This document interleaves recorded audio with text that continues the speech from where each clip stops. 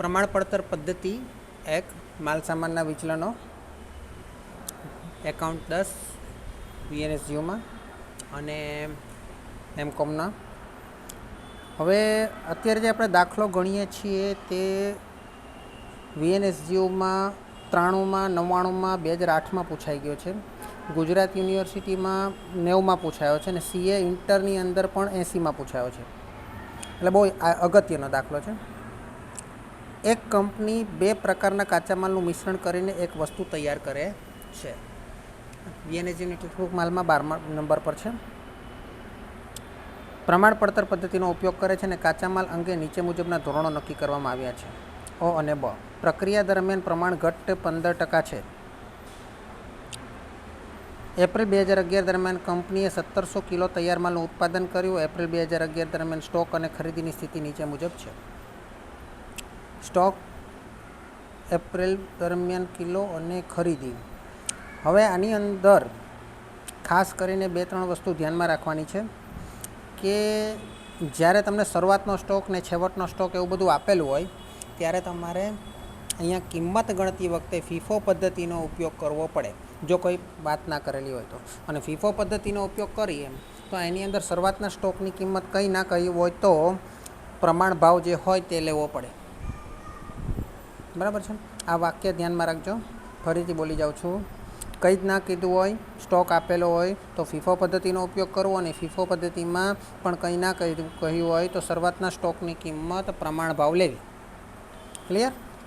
ચલો હવે તો પહેલાં તો આપણે જેમ ગણતરી કરતા હોય એમ ટ્રાય કરીએ કે સૌથી પહેલાં આપણે ઉત્પાદન કેટલું છે તે નક્કી કરી લેવાનું. તો એપ્રિલ 2011 દરમિયાન કંપનીએ 1700 કિલો તૈયાર માલનું ઉત્પાદન કર્યું. એટલે ઉત્પાદન કેટલું છે? 1700 કિલો. બરાબર છે. હવે એ સ્ટોક અને ખરીદીની સ્થિતિ નીચે મુજબ છે. 1/4/2011 શરૂઆતનો સ્ટોક, 31/4/2011 એટલે આખરનો સ્ટોક. એપ્રિલ દરમિયાન વજન આપેલું છે, એપ્રિલ દરમિયાન કિલો આપેલા છે, એટલે ઉત્પાદન 1999ની ખરીદીની રકમ આપેલી છે. ઓકે, તો શરૂઆતનો સ્ટોક પ્લસ ખરીદી માઇનસ આખરનો સ્ટોક 1/4 અને 31/4. ઓકે, તો પહેલી વાત તો ઓ અને બના પ્રમાણ જથ્થો આપણે જોઈ લઈએ. તો આપણને પ્રમાણ મિશ્રણ તો આપેલું છે 40% અને 60%, હે ને? પણ 40% અને 60% જે છે એ 100% પ્રમાણે છે, પણ એની અંદર બાદ બાકી થશે. જુઓ તમે, તો પહેલાં પ્રમાણની વાત કરીએ તો 40% અને 60% મિશ્રણ આપેલું છે. એ ટોટલ કરશો તો 100% થશે, પણ એમાંથી બગાડ આપેલો છે. કેટલો બગાડ આપેલો છે? નથી આપેલો બગાડ.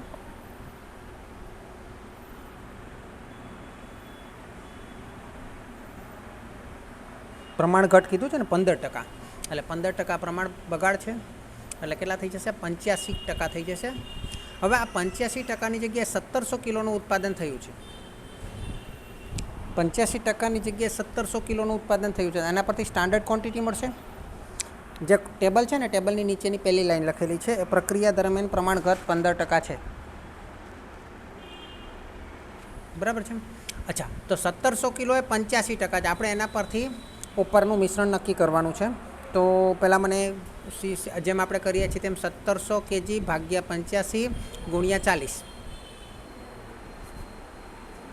1700 ભાગ્યા અહીંયા 2000. ઓકે, 800 અને 1200 આ આપણું પ્રમાણ જથ્થો, એટલે કે સ્ટાન્ડર્ડ ક્વોન્ટિટી મળી ગઈ. ચલો, ત્યાર પછી ખરેખર જથ્થા માટે વાત કરીએ તો ફીફો પદ્ધતિનો ઉપયોગ કરશો, હે ને? તો ફીફો પદ્ધતિની અંદર તમને ખબર છે કે કોઈ પણ પદ્ધતિઓ શરૂઆતનો સ્ટોક પ્લસ ખરીદી માઇનસ છેવટનો સ્ટોક આપણે કરીએ, પણ શરૂઆતના સ્ટોકની કિંમત આપણે લેવાની છે. શરૂના સ્ટોકમાંથી આપણે લઈશું ત્યારે શરૂઆતના સ્ટોકની જે કિંમત લઈશું તે સ્ટાન્ડર્ડ ક્વોન્ટિટી પ્રમાણે લઈશું. ચલો, તો હવે આપણે થોડી ગણતરી કરી લઈએ. શરૂનો સ્ટોક પ્લસ ખરીદી માઇનસ આખરનો સ્ટોક એટલે આપણને વપરાશ મળે ને, વપરાશ મળે બરાબર. પણ એ વપરાશના બે ભાગ પડશે, શરૂઆતના સ્ટોકમાંથી કેટલો અને ખરીદીમાંથી કેટલો. તો એ અને બી. ચલો હવે એ અને બી. શરૂઆતનો સ્ટોકમાં તમે જુઓ કે 1/4/2011 35 આપેલો છે. ખરીદી કેટલી આપેલી છે એપ્રિલ દરમિયાન? 800 આપેલી છે ને.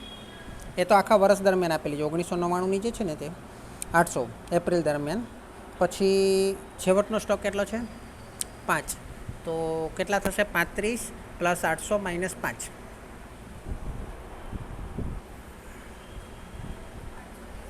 830. હવે 830નો જે આપણી પાસે વપરાશ છે એની અંદર શરૂઆતમાંથી કેટલો છે અને ખરીદીમાંથી કેટલો છે? તો first in first out, FIFO એટલે ફર્સ્ટ ઇન ફર્સ્ટ આઉટ, એટલે 35 જે છે તે શરૂઆતના સ્ટોકમાંથી હશે અને 830માંથી 35 બાદ કરી દો, કેટલા બચ્યા?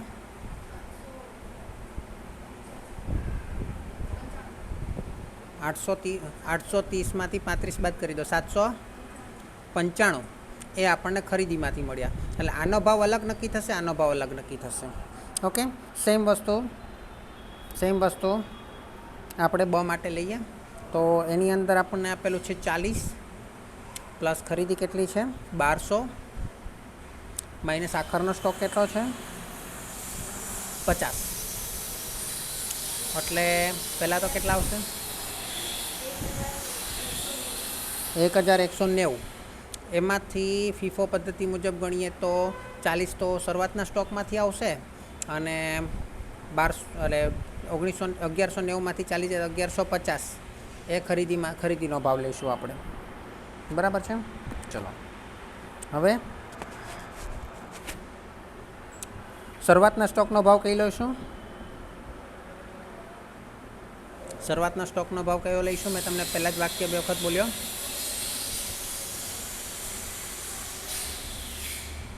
શરૂઆતના સ્ટોકનો ભાવ કયો લઈશું? એમાં શરૂનો સ્ટોક, એનો ભાવ અને ખરીદી એનો ભાવ.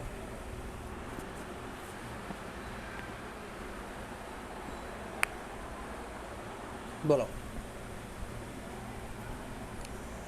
એ માટે શરૂઆતના સ્ટોકનો ભાવ, શરૂઆતનો સ્ટોક કેટલો છે 35. એનો ભાવ કેટલો લઈશું? પ્રમાણ ભાવ લઈશું. પ્રમાણ ભાવ કેટલો આપેલો છે? 4 રૂપિયા.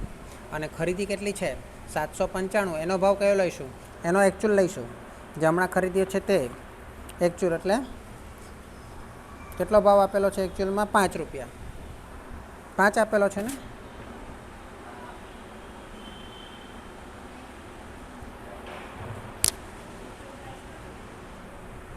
$3400. એ 5 નહીં જોવાનો, 5 નહીં જોવાનો. કુલ ખરીદી કેટલી છે? 3400 છે. ખરીદીની રકમ આપેલી છે, સોરી 3400 છે. એને ભાગ્યા 800 કરો, 4.25. અને પછી આની અંદર શરૂઆતનો સ્ટોક કેટલો છે 40. એનો ભાવ કેટલો છે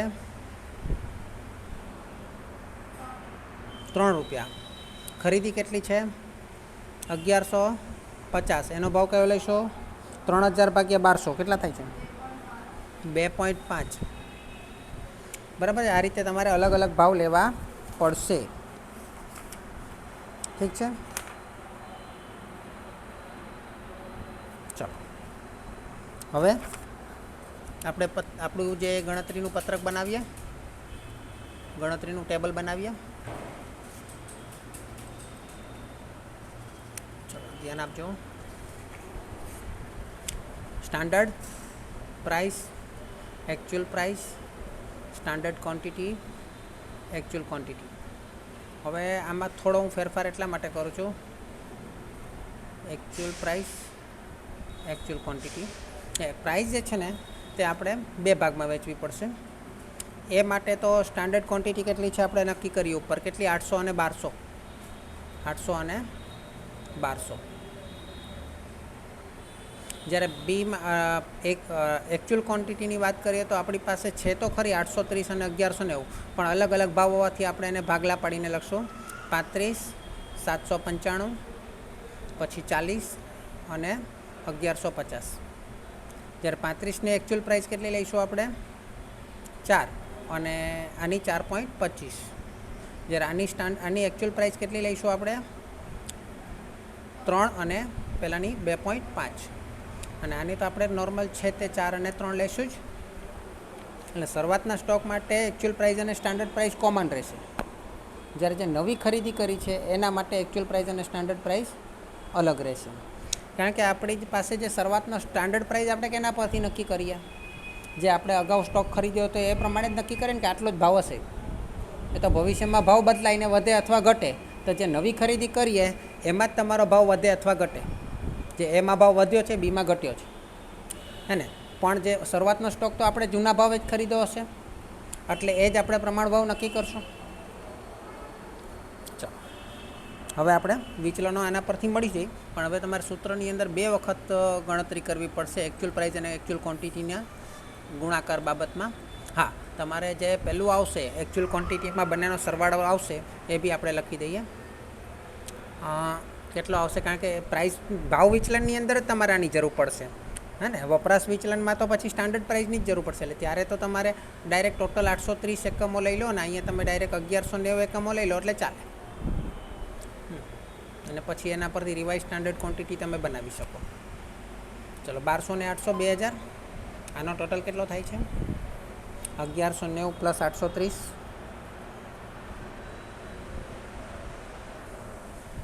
2020. રિવાઇઝ સ્ટાન્ડર્ડ ક્વોન્ટિટીની જરૂર પડે તો 2020 લઈશું, અને 800 જેમ 1200માં વેચી દઈશું, એટલે 808. કેટલા આવશે? 808 અને 1212.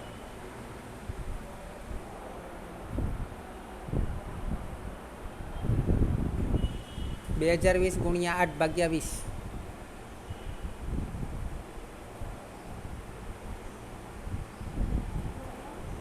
2020 ગુણ્યા 8 ભાગ્યા 20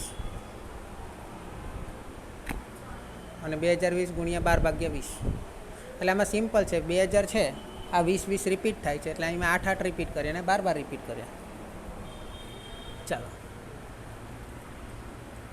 હવે પહેલું ખર્ચ વિચલનમાં અને ભાવ વિચલનમાં તમારે અલગ અલગ ભાવની જરૂર પડશે. તો માલ સામાન ખર્ચ વિચલન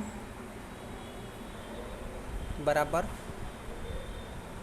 standard price into standard quantity minus actual price into actual quantity. પણ એ અને બીની વાત કરીએ તો એ માટે standard price into standard quantity તો ઠીક છે, 4 ગુણ્યા 800 આપણે કરી દઈએ. પણ એકચ્યુઅલ ક્વોન્ટિટીની અંદર 2 ભાગ પડશે. પહેલાં તો એકચ્યુઅલ ક્વોન્ટિટી 35 લઈએ તો 35 ગુણ્યા 4 પ્લસ 795 ગુણ્યા એકચ્યુઅલ પ્રાઇસ લખવાનું ને, જે હોય તે આગળ પાછળ સમજી જાઓ. 795 ગુણ્યા 4.25. આની ગણતરી અલગ થશે, આની ગણતરી આ ભાવ મુજબ થશે. ચલો બોલો, તો શું આવશે? 800 ગુણ્યા 4 3200 માઇનસ 35 ગુણ્યા 4 140 પ્લસ 795 ગુણ્યા 4.25.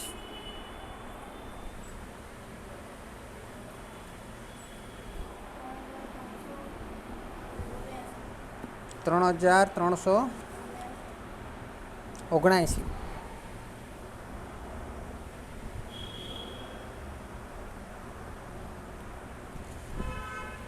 ચલો, આનો સરવાળો કરીને આમાંથી બાદ કરો.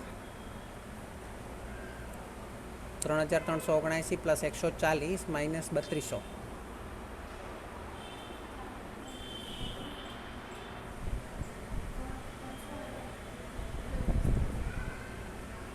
19. ઓકે, એ જ રીતે બીમાં કરીએ. બોલો શું આવશે?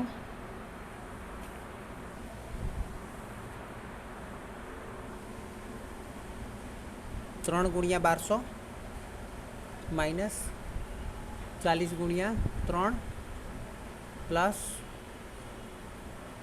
1150 ગુણ્યા 2.5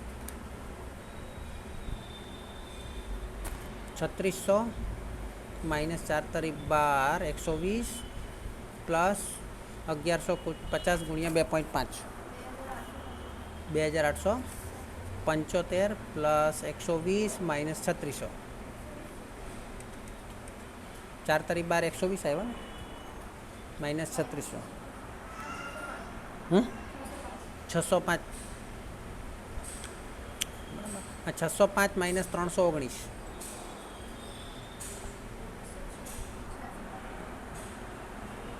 286 प्लस में आवशे अनुकूल फायदो थयो। ओके ए ज रीते माल सामान भाव विचलन में पण आवी रीते गणतरी करवी पड़शे। माल सामान भाव विचलन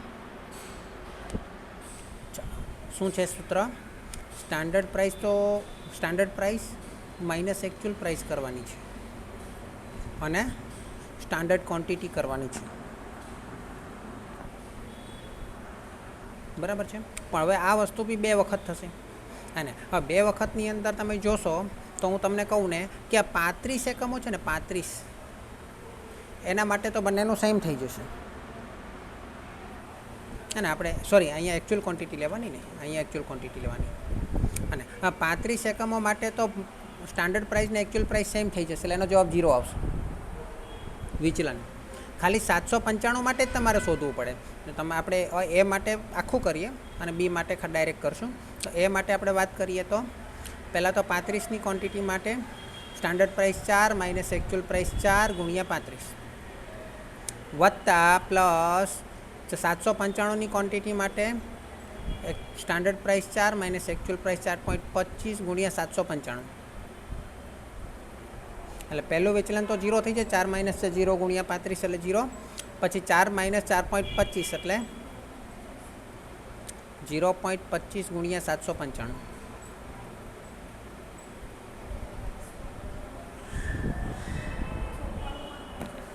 198.75 માઇનસમાં આવશે ને માઇનસ 198.75। ચલો તો હવે બી માટે વાત કરીએ तो बी माटे 3 माइनस 3 0 थई जशे એટલે डायरेक्ट આપણે 1150 એકમો માટે જ લઈએ ને તો 3 માઇનસ 2.5 ગુણ્યા 1150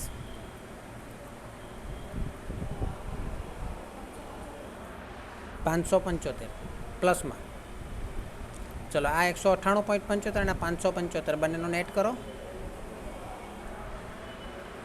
376.25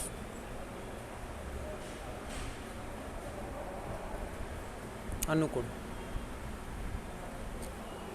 चलो भाव विचलन तो अनुकूल आवे छे, खर्च विचलन भी अनुकूल है। हवे बाकीना विचलनों तो आसानीथी मळशे तमने कारण के एनी अंदर तमारे डायरेक्ट 830 एकमो ज लेवाना, एनी अंदर तमारे अलग अलग लेवानी जरूर नहीं कारण के एनी अंदर तमारे एक्चुअल प्राइस आववानी नहीं, स्टैंडर्ड प्राइस ज आववानी छे हवेना बधा विचलनों में। बराबर है। चलो आपणे शोधीए।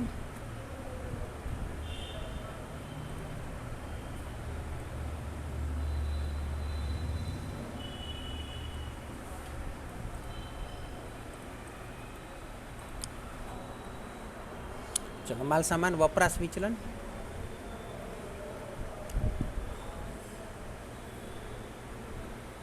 बराबर standard quantity minus actual quantity into standard price. Standard quantity 800, actual quantity 830 और स्टैंडर्ड प्राइस 4 ए माटे तो -30 गुणिया 4 -120। बी माटे 1200 -1150 गुणिया 3 એટલે 50 गुणिया 3 150 એટલે नेट आवशे 30 अनुकूल।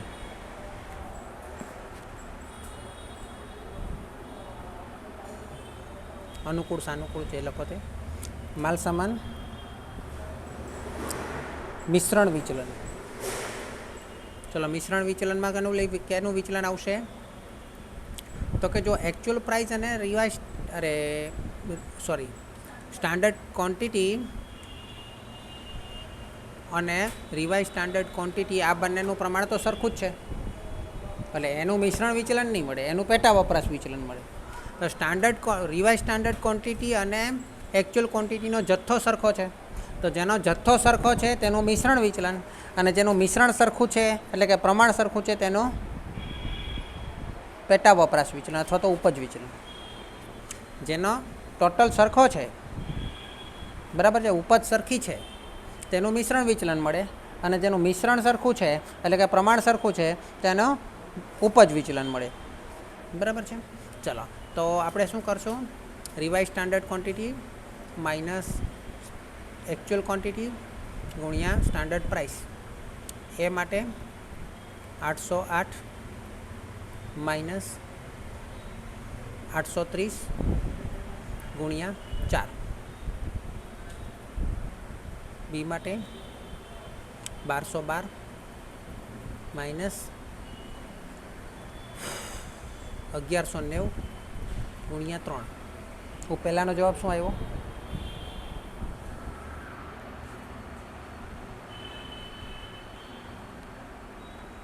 88.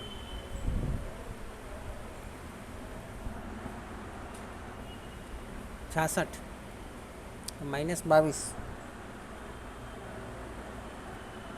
પ્રતિકૂળ. ચલો, માલ સામાન પેટા વપરાશ અથવા તો ઉપજ વિચલન પૂછેલું છે ને, ઉપજ વિચલન.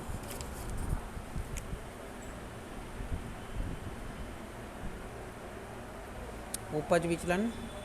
હવે આની અંદર standard quantity minus revise standard quantity ગુણ્યા સ્ટાન્ડર્ડ પ્રાઇસ. તો બહુ સરસ છે, અને બંનેનું પ્રમાણ તો સરખું જ આવે. 800 માઇનસ 808, અને અહીંયા આવશે 1200 માઇનસ 1212.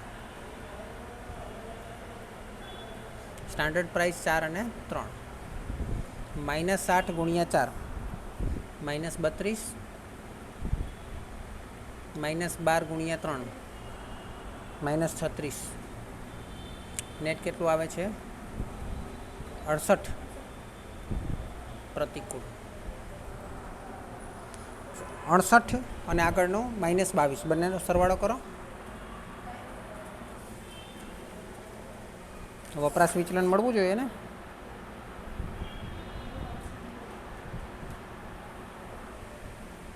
વપરાશ વિચલન કેટલું આવેલું? 30 આવેલું. માઇનસ 22 અને માઇનસ 68 એટલે માઇનસ 90. અચ્છા, આ 30 વપરાશ વિચલન ક્યાંથી આવ્યું? 90 આવે છે, 120, અને આ 1200 માઇનસ, અરે અહીંયા મેં ભૂલ કરીને, અહીંયા મેં 1190 લેવાના હતા, આ 1150 લઈ લીધા, 1190 લેવાના હતા. એટલે અહીંયા તમારે આવશે 30 આવશે ખાલી. એટલે 120માંથી 30 જાય તો 90 આવે, અને બી માઇનસ આવે, અને આ બંનેનો સરવાળો કરો તો -90 આવવો જોઈએ. આવે છે ને?